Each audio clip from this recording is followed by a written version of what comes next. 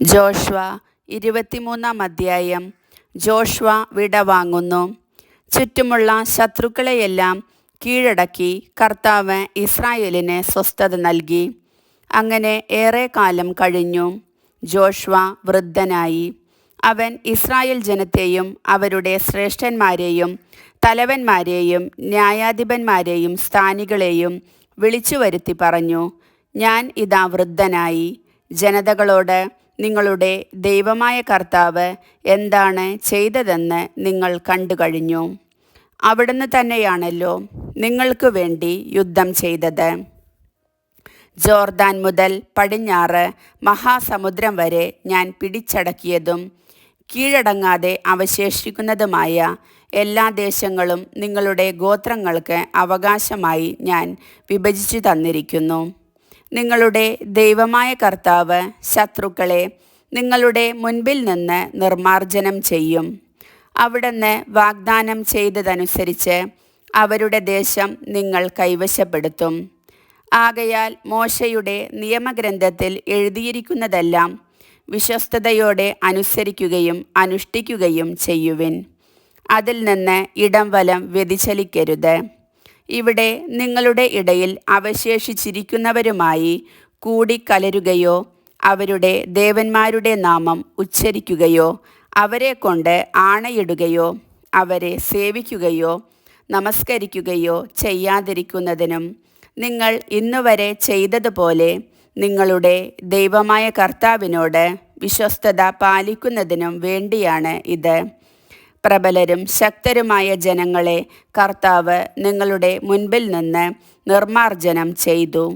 ഇതുവരെ ഒരുവനും നിങ്ങളോട് എതിർത്തു നിൽക്കാൻ സാധിച്ചിട്ടില്ല. നിങ്ങളിൽ ഒരാൾ 1000 പേരെ തുരത്തുന്നു.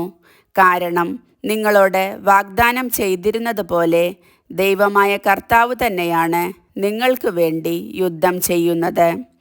അതുകൊണ്ട് നിങ്ങളുടെ ദൈവമായ കർത്താവിനെ സ്നേഹിക്കുന്നതിൽ നിങ്ങൾ ഉത്സുകരായിരിക്കണം.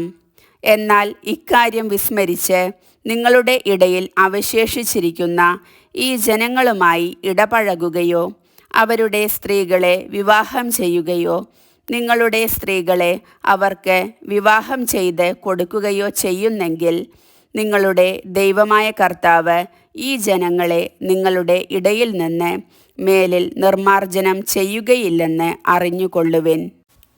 നിങ്ങളുടെ ദൈവമായ കർത്താവ് നിങ്ങൾക്ക് നൽകിയിരിക്കുന്ന ഈ വിശിഷ്ട ദേശത്തു നിന്ന് നിങ്ങൾ വിച്ഛേദിക്കപ്പെടുന്നതുവരെ അവർ നിങ്ങൾക്ക് കെണിയും കുടുക്കും മുതുകിൽ ചാട്ടയും കണ്ണിൽ മുള്ളും ആയിരിക്കും. ഇതാ സകല മർത്യരും പോകേണ്ട വഴിയെ എനിക്കും പോകാറായിരിക്കുന്നു.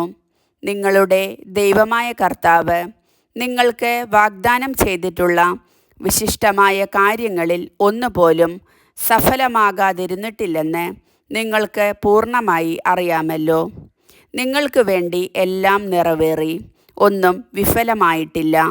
നിങ്ങളുടെ ദൈവമായ കർത്താവ് വാഗ്ദാനങ്ങൾ നിറവേറ്റിയതുപോലെ തൻ്റെ ഭീഷണിയും നിറവേറ്റും. നിങ്ങൾ അവിടുത്തെ ഉടമ്പടി ലംഘിച്ച് അന്യദേവന്മാരെ സേവിച്ചാൽ അവിടുത്തെ കോപം നിങ്ങളുടെ മേൽ ജ്വലിക്കും.